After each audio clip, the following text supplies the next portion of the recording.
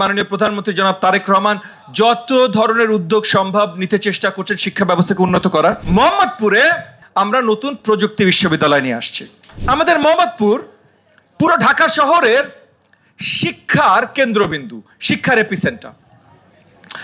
কেন বললাম? একটা বড় কারণ হলো যে এগেন আপনারা সব জায়গায় ঘুরেন না, সবকিছু দেখেন না। আমাদের একটা সুযোগ হয়, যে জায়গায় এসেছি, যেই বয়স হয়েছে, সব অনেক জায়গায় ঘোরা, অনেক কিছু দেখা। ঢাকা শহরের শিক্ষিত মধ্যবিত্ত যেখানেই যাবেন, সবচেয়ে বেশি বসবাস মোহাম্মদপুরে, সবচেয়ে বেশি। তো সবচেয়ে বেশি শিক্ষিত লোক যেখানে, শিক্ষার এপিসেন্টার কি সে তার বাইরে হতে পারে? হতে পারে না। এবং আমাদের অনেক ভালো ভালো স্কুল কলেজ আছে, যার ভেতরে আমাদের ফিরোজা বাসার আইডিয়াল কলেজ অন্যতম একটা।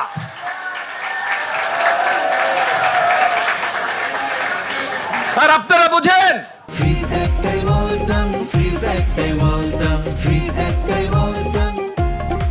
ঢাকার শিক্ষার এপিসেন্টার মানে পুরো বাংলাদেশের শিক্ষার এপিসেন্টার। কারণ ঢাকা পুরো বাংলাদেশের সেন্টার। শিওর, রাজধানী, ঠিক আছে। নতুন নতুন অনেক শব্দ, আপনারা শিক্ষিত ভাই, আপনারা অনেক শব্দ বের করতে পারবেন, with the same meaning, synonyms যেটাকে আমরা ইংরেজিতে বলি, অনেক পারবেন। সেটা বিষয় না।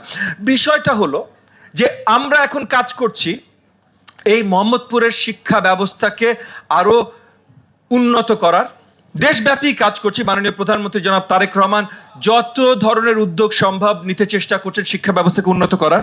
তো আমি পুরো দেশ সম্বন্ধে এখন আর আপনাদেরকে বোর করবো না, যে প্রাইমারিতে কি করছি, সেকেন্ডারিতে কি দরকার নেই। শুধু মোহাম্মদপুরে আপনারা এইচএসসি পাস করতে করতে ইনশাআল্লাহ আমরা এইখানে আরেকটা, আপনাদের এই বসিলা এলাকায় আমরা নতুন প্রযুক্তি বিশ্ববিদ্যালয় নিয়ে আসছি।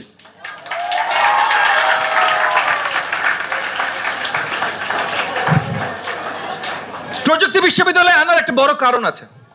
আমরা পুরো নতুন একটা যুগের মুখোমুখি দাঁড়িয়ে আছি। It's the dawn of a new age. আপনারা কতজন এআই ব্যবহার করেন? AI, artificial intelligence, right? Homework করতে ব্যবহার করেন না তো?